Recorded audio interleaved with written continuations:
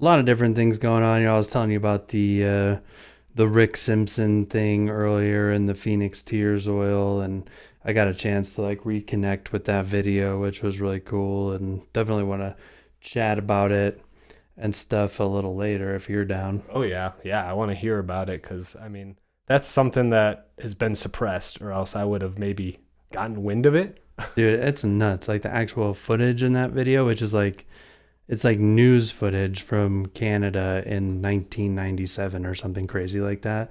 So like, old reporters and old hairdos and fashion, and like you get to like even the YouTube video itself, it seems like was like filmed on, some sort of cassette tape. Like it's that Jeez. old. Jeez. But pretty informative and cool. But I don't know, maybe we'll get to it later. Yeah. Um, Yeah. Hello, everybody, and thank you for joining us on Break the Cypher. Yo, Yeah. yo. It's been a nice little holiday break. I hope you guys have all had a great time and have found some R&R. And did you have a good Thanksgiving? Oh, dude, Thanksgiving was great. It was great. I came home to such a nice spread. It was unbelievable. Mm-hmm. Yeah, I did as well. Had some friends over. Everybody seemed to like show up and make a dish at my place, and it was awesome. It was like a good like kind of community of friends type day. We did put the bacon on the green bean casserole, Oh yeah. and it was great. I feel like it's bacon's breakthrough for being on a Thanksgiving plate. So everybody put that in their recipe books for next year or for Christmas. I know green bean casserole is popular for multiple holidays, but yeah, just cook up some bacon, chop that up, spread it around. Delicious. You're in business. Delicious. And so, yeah, it's not, I hope you guys all had a great holiday out there. What a nice time. It's been beautiful here in Colorado. We've got some snow in the southwest. Skiing has taken off. You got to do a little snowboarding, I heard. Oh yeah, I'm learning. Say I'm what? picking it back up. Yeah, yeah. So, I was feeling it a little bit, falling, getting back up, going 2 feet, falling again. But hey, I'm a couple days deep now, and I'm shredding. mm-hmm. Yeah, we'll probably get a couple more snowstorms, and I don't know how much experience you have riding powder, but you'll get a good chunk of powder days riding in Telluride. So I'm looking forward to hearing about it Oh yeah. from you. I mean, it's like floating on clouds if you get it right. Jeez. It's the jam. Some pow day action. But yeah, all right. Well, we got a nice little show planned for you guys. We're trying to hit the ground running after the break, and there's a lot of things going on. There's obviously the DEA rescheduling that I feel like most people should know about because it's circulated in the normal news and stuff. And so on December 5th, there was the initial hearing. And I think now it is scheduled out for the next session is scheduled out for the 21st of January. But I was able to find an article on it. And it was pretty interesting because like leading up to this, I was like, leading up to December 5th, I was looking at the rhetoric and the back and forth and some of the things going on with the DEA and them getting involved or speaking with certain agencies or groups that were, I guess, kind of stepping out of bounds based on the court case and what the rules actually are. And so I kind of noted in the last episode that, I think this is the 16th attempt at rescheduling cannabis since 1972. There always seems to be shenanigans around it. There always are people who are saying, hey, this has a medical benefit. This isn't dangerous. It doesn't have a potential for abuse like everybody is saying. And so, but yeah, 16 times so far since 1972, and it's been shot down. And here we are, I think, at the 17th time in 2024. And to me, it's just like, I can't believe that there's, all this back and forth and all this like kind of stalling nature, I guess, where it's like, why are we still arguing about it? It's really confusing to me. It's like, it seems like the argument is over, you know? Yeah. Oh yeah. I mean, just from what I know, it's quite clear that there is a medicinal benefit, and it's just about legality swirling around it and trying to find loopholes, which seems like whenever you're in a courtroom, that's like what the main priority is not coming to the facts or trying to get to the end all be all and come to a decision. It's about dancing around the facts and trying to find loopholes and angles to kind of establish the position that one might have. Mm-hmm. Yeah, I mean, just like we'll probably pull up some of these clips from the article that we're referring to as we move forward here. But, just like the first paragraph of this is like a head scratcher to me, just because of like, I don't know. I don't feel like the government or the DEA should really be dropping the ball or being scolded by the judge right now. But it seems like the shenanigans continue. The first article is, or the first paragraph of the article is a Drug Enforcement Administration judge is scolding the agency for failing to provide the required documents ahead of Monday's initial marijuana rescheduling hearing. What is up? Like, this is like a big deal to a lot of people.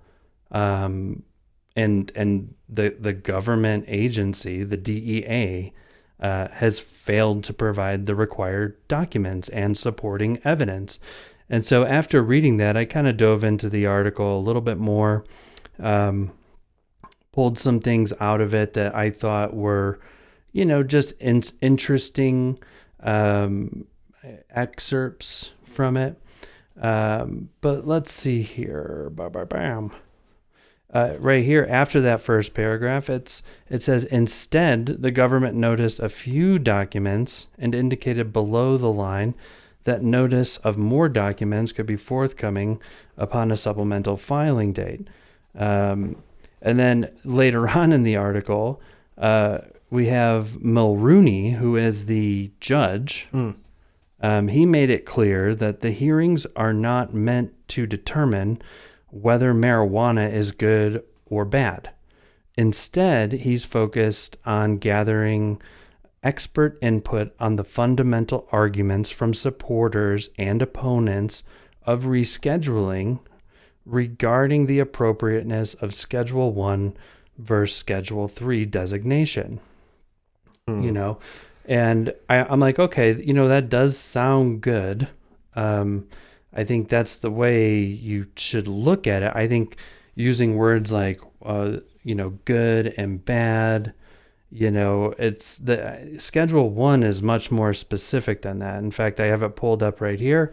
A Schedule 1 drugs, substances, chemicals are defined as drugs with no currently accepted medical use and have a high potential for abuse. That is from the DEA's website. So drugs with no currently accepted medical use and a high potential for abuse. Wow. That is a Schedule 1. And so it's like, that's what we're determining, right? Yeah, that's what's on the table right now. And based on that definition, you think this would be all cleared up in what, 1976, 72? Yeah. I mean, it's pretty crazy to me that there's just still the back and forth and the confusion and, yes, the judge is right. So a lot of people think it's good and a lot of people think it's bad. That's not what this is about. The question is does it currently have a accepted medical use, and is there a high potential for abuse, right? And I feel like we're talking about something that, number one, has kind of been medically legalized since the early 2000s, and it seems like all of the reporting is pretty positive. People are replacing their opiates and people are finding new medical treatment uses for it, and new research is being done. And it's not that marijuana industry took off and all of a sudden the world went to shit, like the opponents have been saying for years, where it is the good versus bad, or, good versus evil kind of thing. And so I feel like we're like so far past that. Exactly. You know? That's how I feel about it too. And so it's really interesting to see how the DEA fails to actually bring the required documents to that hearing. So right there, you already can tell that there's like an element of stalling, or there's an element of, well, we don't have everything we need. Let's, continue to look into this some more. Yeah. I just I feel like what I remember happening is that the FDA, and I thought it was the CSA, but it's the FDA, or it's the U.S. Department of Public Health. They are the ones who sent letters to the DEA saying this needs to be rescheduled. And the DEA then said, okay, this needs to go through this process. And so, we have other government agencies now telling the DEA that this needs to happen. And then it just seems like we're like going to fumble at the 1 yard line right now. Like, this is important. It's a huge industry across multiple states. Like over 50% of the country is in support of legalizing cannabis. In fact, I thought I saw something closer to 60%. And so, why are we fumbling right now? And why isn't that bigger news? So, we're talking about it. And a lot of people, like this whole rescheduling thing, it doesn't necessarily legalize it on a federal level. But it does move it away from being a Schedule 1, which would say it has no accepted medical use, and it has a high harm factor or a potential for abuse, okay? So we're moving it out of that category and into a Schedule 3 category. And in Schedule 3, you got, stuff that's sold at a pharmacy could be a Schedule 3. I think certain chemicals in cold medicines or allergy medicines are considered Schedule 3. And so it moves it out of this whole criminal side, which does, even though it's not legalizing on a federal level, and it's not like the federal government saying, hey, you can now do all this. It does move us into a category where banking should be easier. And it moves us into an area where we're not taxed as illegal drug cartels. So in the article, it says, while rescheduling would remove certain research barriers and free up state licensed cannabis businesses to take federal tax deductions under the I kind of read that wrong. While rescheduling would remove certain research barriers and free up state licensed cannabis businesses to take federal tax deductions under the Internal Revenue Service Code, known as 280E, it would not federally legalize marijuana. And so that's pretty cool, because as like right now, we're not, as marijuana businesses, we're not allowed to take the federal deductions. We're not allowed to take business deductions. So it's like if you got to pay for marketing, or you got to pay a CPA or a lawyer or something, you can't write those off as business expenses. We've talked about that before. And so moving it to a Schedule 3 would actually eliminate that problem going on. And that's a pretty big deal. I mean, based on what you've been telling me about the business that you run, that's a huge component, is this taxation that is, quite frankly, unfair. And so it's really a matter of, in my opinion, greed, because it's been, researched, it's been discovered to have health benefits, and it's a matter of rescheduling at this point to eliminate those tax burdens on the businesses. And, that creates a huge opportunity, if that goes through, to allow new and existing businesses to actually operate on the same playing field that all other U.S. businesses operate on, and they can succeed in that regard. And that's why these tax codes are in place for other businesses to claim deductions and be able to invest in other areas and purchase equipment, things of that sort. Legal advice, as you had mentioned. And so it really is kind of like you're saying, we're at the 1 yard line. We've come so far. It's time to frickin' punch it into the end zone and make this happen, and help out these marijuana businesses, mom and pop shops, and, big conglomerates alike to be able to operate on the same playing field as other businesses as it relates to tax deductions. I mean, it, like you're saying, man, it is a huge problem. It's holding back an industry that several states and the citizens of those states have voted into place. And then we're going to kind of treat these businesses like they're illegal drug cartels. We won't let them write their stuff up, blah, blah, blah. And then we're just supposed to like play along with that for how long? I mean, there's a whole nother article here that, I mean, this came out today, and it's marijuana companies are trying to avoid paying taxes they owe under 280E. And the IRS is saying that they're doing that without reasonable basis. And it's like, first of all, like none of us have been convicted of illegal drug trafficking. And so I don't know when the IRS became part of the judicial branch, but I'm pretty sure they're not the ones in charge of deciding who is breaking the law. So many of these businesses since 2011 have participated in filing taxes, quote unquote, correctly based on the IRS's code 280E, our business included. But that creates all this ghost income, right? It's all this extra income based on not being able to take the deductions. And then the IRS is like, so you owe us like an arm and a leg and all the food in your house and all that stuff. And so here we have like this year where it's December 13th, 2024, and cannabis businesses are pushing back. And I was reading through this and I was like, this is actually pretty funny. And I think everybody should actually just probably do this. If I had to say, I'm like, whatever. But yeah, and here's what it says. It says the Internal Revenue Service is warning the marijuana industry that some companies without a reasonable basis filled out a supplementary form in an attempt to take federal tax deductions that they're prohibited from receiving under 280E.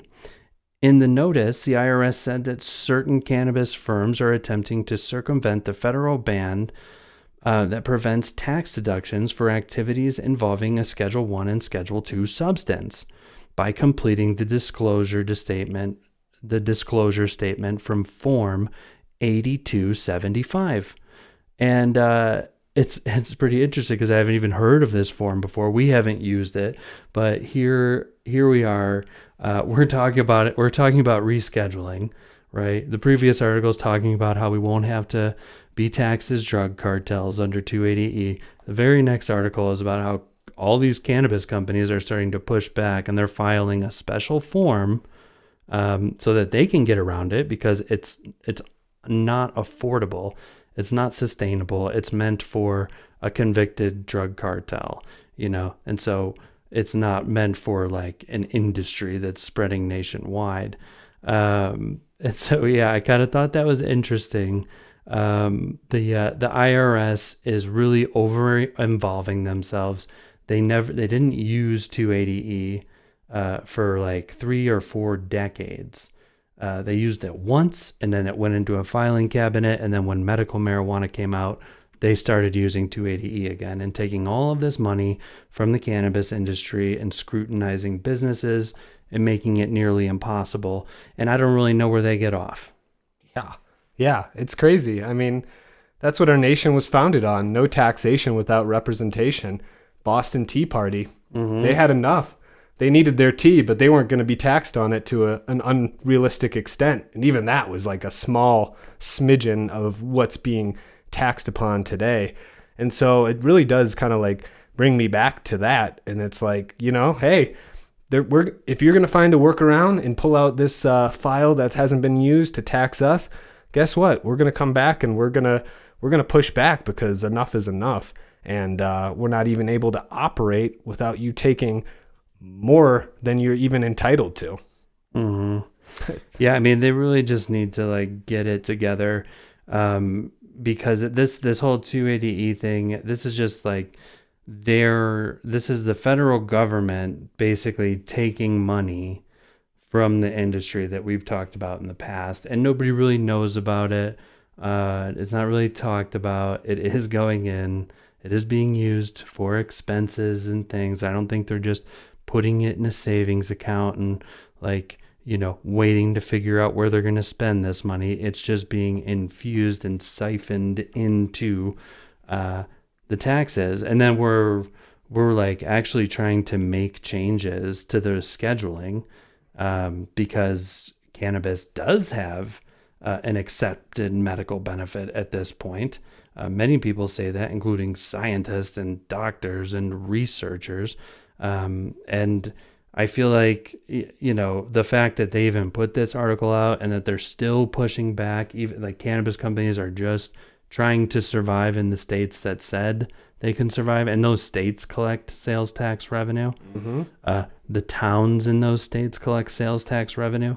And a lot of times it's like, well, hey, if we're doing this and the towns are collecting sales tax revenue and the states are collecting sales tax revenue, but the federal government still says it's illegal, like, what does that say about the towns and the states? Like, I don't know, like, is that racketeering? Like are they participating in an illegal drug cartel and taking in money? And then the IRS is like coming in and like they got something to say about it. Like, when does the IRS like make the news all that often? It's just like cannabis, otherwise it seems like they're just kind of in the background and people know they don't like paying taxes or dealing with the IRS, but it's like, it's like they almost have a point to prove, and it's kind of ridiculous because it's, hopefully all these cannabis businesses get their money back from being treated this way. Because that is, in my opinion, like they're operating outside of our Constitution. They're taxing businesses and people over the amount of actual income that they're making. And it's not okay.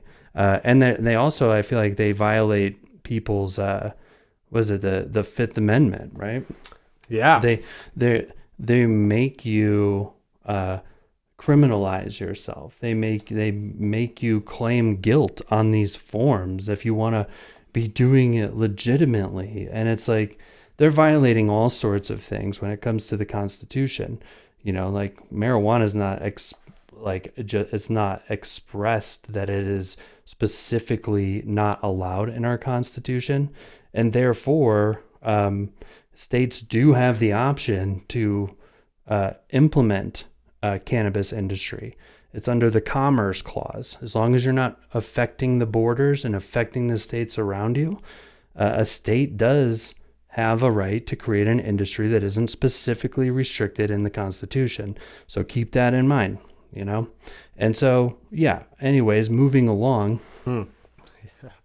Moving along, I get really upset at the IRS for that, because they really have put a lot of pressure on people who are, I mean, I've always been raised to kind of be proud to contribute to our country and to the tax system. And, while I don't think it's fair how much they take from people, that's how I was raised. And so, every year that goes by and they're just like, oh, you can't write off like this $600,000 worth of actual business expenses.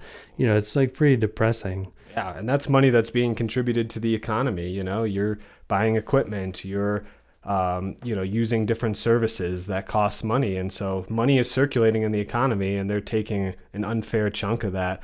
I mean, it's kind of reminds me of I contribute to taxes and my federal income tax, and I've always been kind of told and just have the impression that, oh yeah, Social Security won't be around by the time you're in your 60s. Mm-hmm. So it's kind of just wild that I'm contributing to the system that's supposed to kind of help you out in your later years and give you some money back, but it's just kind of like common knowledge at some point. I guess it just became that way that this actually is not going to exist by the time you need it. But yeah, go ahead and keep contributing. It's quite wild to think that there's kind of an uneven balance in that regard. Like, I know that even people have contributed their whole lives to this Social Security fund, and basically, if they would have invested that same amount into the stock market, the returns would be 10x, 20x, kind of versus what Snickle Fritz, the government, is kind of kind of dangling out for you in Social Security. But I digress. It just reminds me of that, where it's you contribute all your life or whatnot, and then, I don't know if it'll be there in the end. Yeah, I just had a conversation with somebody locally about the Social Security topic, because I feel the same way about it. Like, we're all like, we don't even know if there's going to be a Social Security. We just keep giving money and giving money and giving money. And then one of our locals here in Norwood the other day, she's an older lady. She it was something about she received a Christmas bonus or something. She still works part-time, but the Social Security office has found out that she went over her time. And I'm talking about, like, she doesn't work full-time. Like, I just see her once in a while. She's in her late 60s, early 70s, somewhere in there. Super awesome person. And she gets a letter from the Social Security office that because she went over by like this minimal amount of hours, that she's to repay $21,000. And it's like, whoa. Like, everybody in this country is like watching this little line item on their paycheck called Social Security go away. And like, they're penalizing our elderly for like going a couple hours over the, like, what the fuck ever? Like, how wrong, like, shame on you, Social Security offices. Like, figure it out. Just what, because they're out and like they worked like 18 hours a week instead of 15. Oh my God. And now she's stressed out because she's supposedly supposed to pay this money back.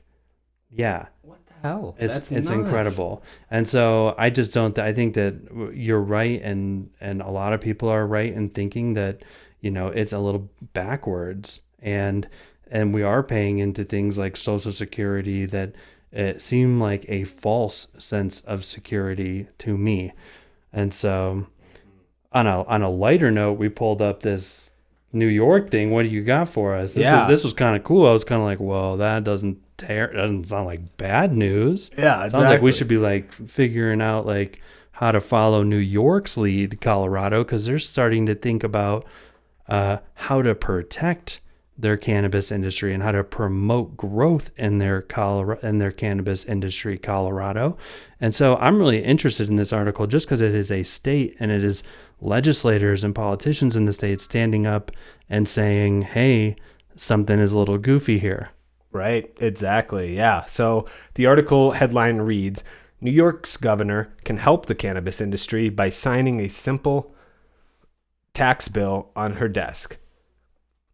There's an opportunity here to help the entire cannabis industry, and the bill is sitting on her desk. Well, I feel like when I was reading through this, I thought about a couple things. Number one, I thought about our shitty situation in Colorado, where they just take more and more and more. They keep increasing the fees. The wholesale value of a pound keeps decreasing. Marijuana at retail stores keeps dropping in price, which is great for the customer, but unsustainable for the businesses. And our government here in Colorado is doing absolutely zero about it to save their industry's ass. And it's super discouraging. And so here I'm reading New York, right? And they're let's see here. their governor. Yeah. This current system makes it unnecessarily difficult for businesses to pay their bills while also covering all their operational costs, which is unprecedented for a new industry. The reason why it's difficult to keep up with the quarterly schedule is mainly logistical. Producers and distributors often haven't yet received payment from retailers who have purchased their products.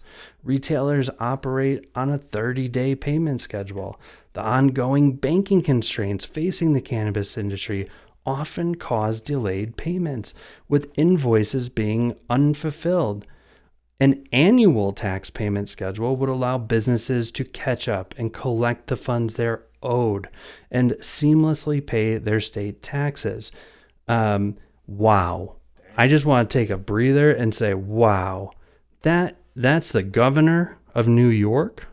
That, wow, I cannot even believe it. And here at the end, we need to stop hindering the potential of legal cannabis here in New York. And there's no reason why our industry shouldn't be treated on the same playing field as the alcohol sector, which has the option to pay taxes annually. And you know what? The very end of the article here, fortunately, New York's legislators agreed and the bill has been passed. So I want to just take a minute. Round of applause, New York, for thinking about your businesses.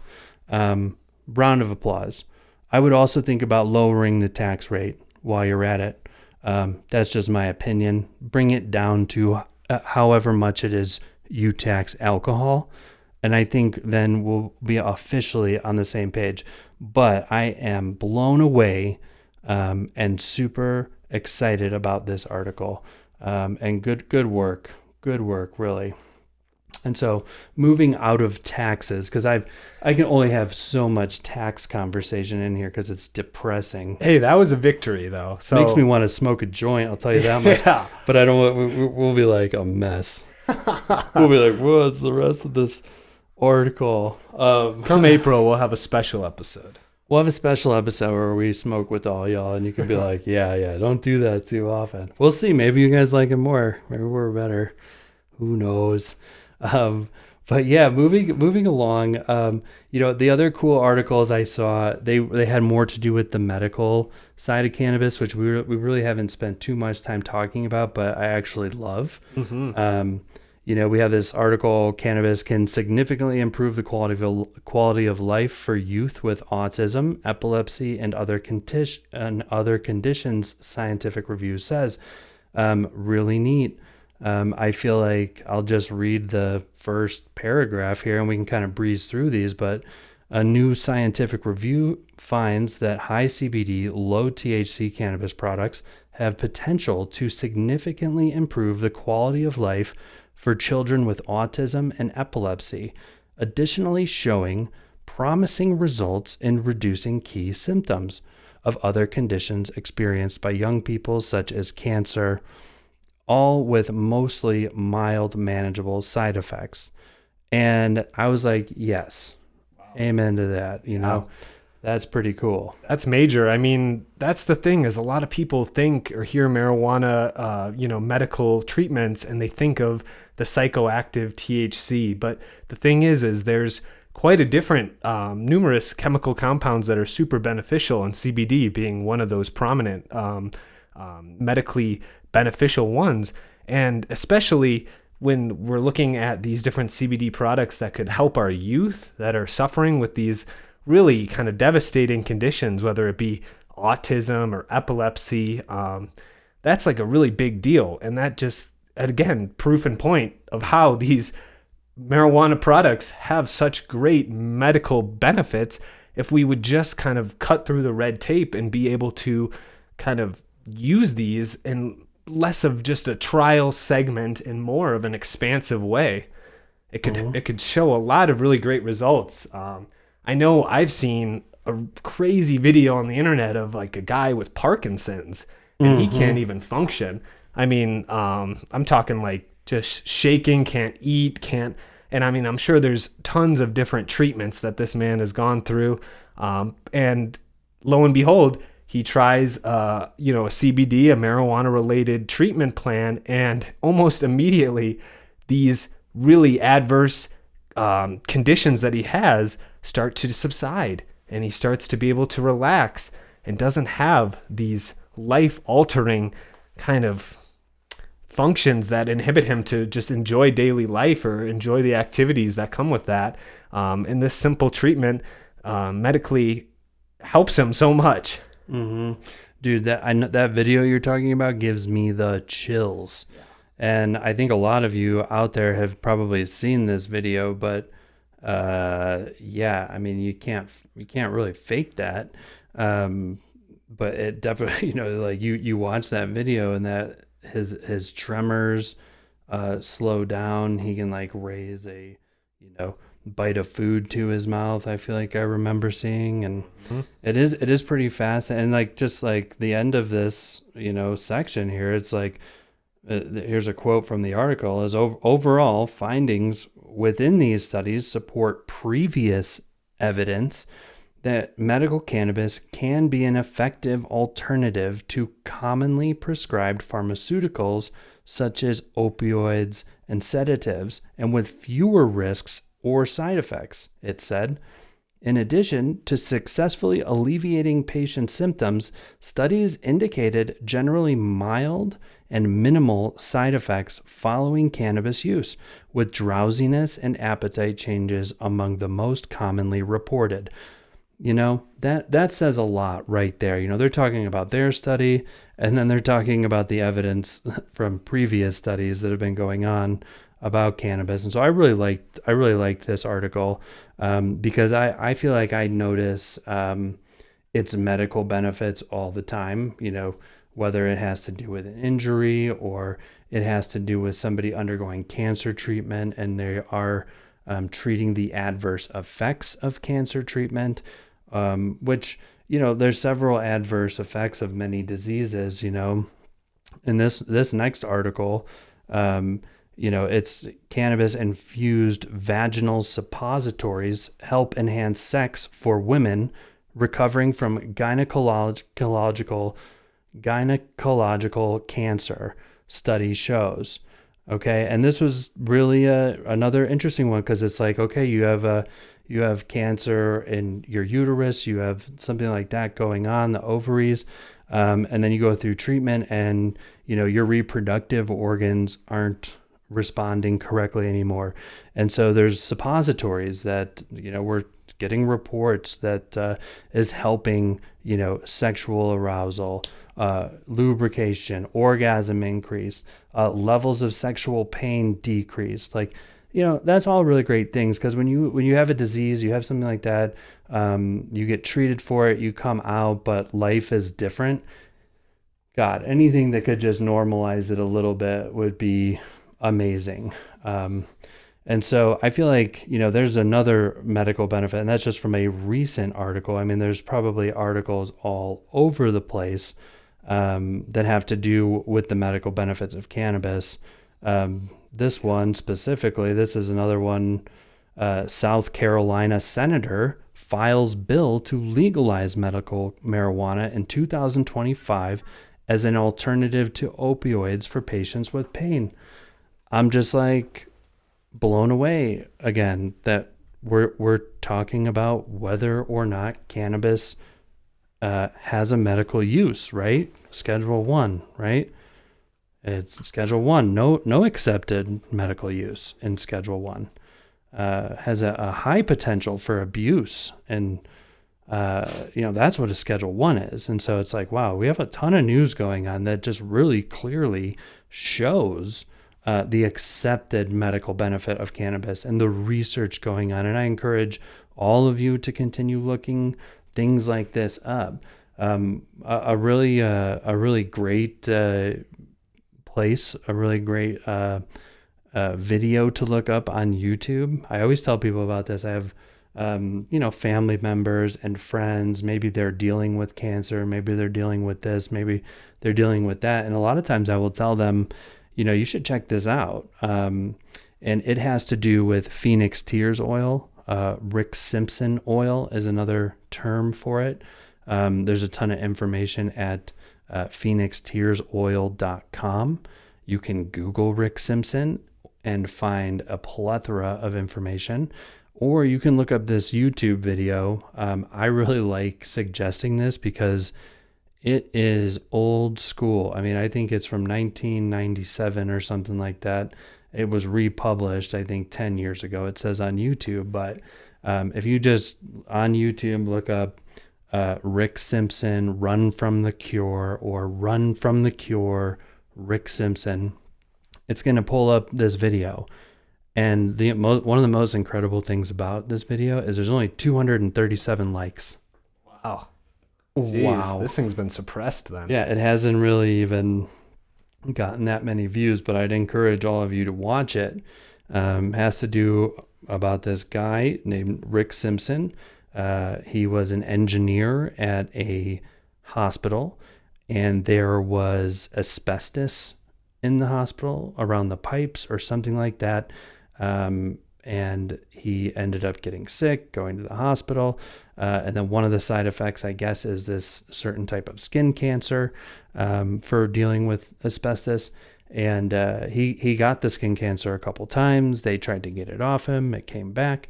And he had been trying to get medical cannabis. And the only way he could get it is if there was a doctor prescribing, and none of the doctors would recommend it. None of them would say it would be good or bad or whatever. And so he had enough. And he produced this stuff called Phoenix Tears oil, aka Rick Simpson oil. What he did is he put some of the oil, which is basically cannabis, put in with alcohol or ether, naphtha, something like that. I think alcohol is probably the safest way to go about it, but you're basically soaking it in alcohol and getting all of the crude oil off of the cannabis. And then you can use it topically, and you can use it orally or sublingually. And so the way he used it when he was dealing with this, skin cancer, is he put it a little bit on a Band-Aid and covered his spot with the oil and the Band-Aid. And 4 days later, supposedly, it was gone. And the doctors, if you watch the video, it was like they didn't care. It was like they didn't care that it happened. They still wouldn't make a case for medical cannabis. But his neighbors heard about it. Yeah. His neighbors heard about it. I guess it's like a smaller little area in Nova Scotia, right? And they heard about it. And so people kept hitting him up. Like, can you make me the oil? And he did. He made it for several people, dozens, when you're watching this video. I think at this point in time, so many people have benefited from the oil. But in the video itself, he says dozens of neighbors were coming from it. And then those neighbors started reporting the same results. Like, it was helping to get rid of their cancers.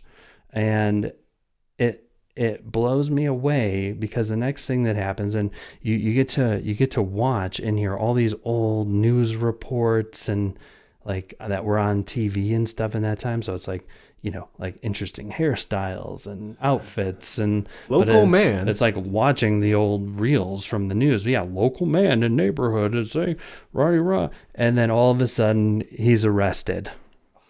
Come on. Nobody wants to tell the story about how this plant is helping all of these people. Nobody wants to give access to the plant still. It's still made illegal. Nobody wants to listen to what's being said. And so anyways, I feel like, to sum it up, you should try and check that out. Rick Simpson, Run from the Cure. I'm sorry. And you can also go to his website. It's like phoenixtearsoil.com. You can Google Rick Simpson. So much information there about potential medical effects, medical benefits of cannabis. And it's been 3 decades where, this person has been trying to tell people about it, and all he gets is pushback. And I think that's why he named it Run from the Cure. Because I think he's kind of been put in a position where he just runs. I mean, he's like not who you would think is he's like an old guy that never used cannabis. And watch that video, And so when the DEA is sitting there right now, right, and they're determining whether or not cannabis fits the bill for drugs with no currently accepted medical use and a high potential for abuse, I think you should do a little research on your own, like we're doing here. Take some of the information that we're given to you, because it doesn't seem that confusing to me. It's not about good and bad, and it's not about people for it and against it. When it comes to Schedule 1, it is drugs with no currently accepted medical use. That's a Schedule 1. Wow. Yeah, I mean, it seems like the case is clear cut and dry. And I mean, I've never heard of this, and I'm super intrigued, but I'm sure there's a laundry list, like, of different applications and just trials that, people have had to take on themselves to produce these type of, not cures, but just solutions and trials to be able to see if this works. And guess what? It looks like it is working. And the fact that you said the doctors kind of looked the other way, it's like, what is their prerogative? Like, if this is actually doing such great, healing benefits in such a short amount of time, surely that would have doctors intrigued. People would want to investigate more, not look the other way. It's quite appalling to me. It's appalling to me too. And after we're done here today, I'm probably going to have a beer. All right.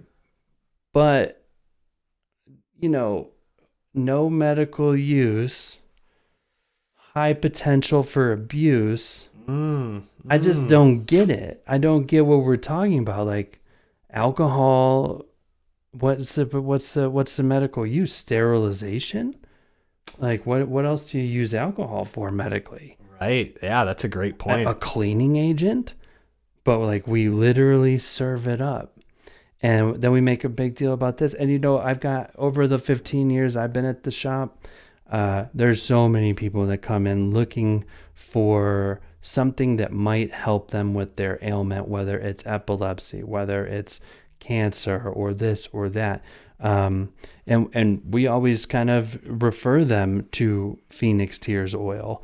And there's been some success stories of the past. And so I will tell you that, you can't say that it does any one thing or that it's, going to benefit you in this way, but you can point people in the direction of looking up, Run from the Cure, Rick Simpson on YouTube. And then they can come back and they can access the oil. And it's an easy oil to make for yourself. If you live in a state where you can grow plants in your backyard, you can easily learn how to make your own medicine the way God intended. You know what I mean? Oh yeah. No, that's a great point. Honestly, it's coming from the earth. It's a medicinal plant. Just like, it's just mind blowing to me to think. So I want to definitely look into that more, because that's pretty serious stuff. I mean, we're not only talking about improved quality of life, we're talking about treatment. We're talking about making huge steps and strides into I don't want to use the word curing, but really alleviating a lot of the symptoms that may come with an ailment. So that's an increased quality of life that is exponential, and it's worth noting. So I'm here for it, man. Yeah, I feel like it's important to get the information. We are being really careful how we say it, because we don't want to end up in jail like Rick Simpson did.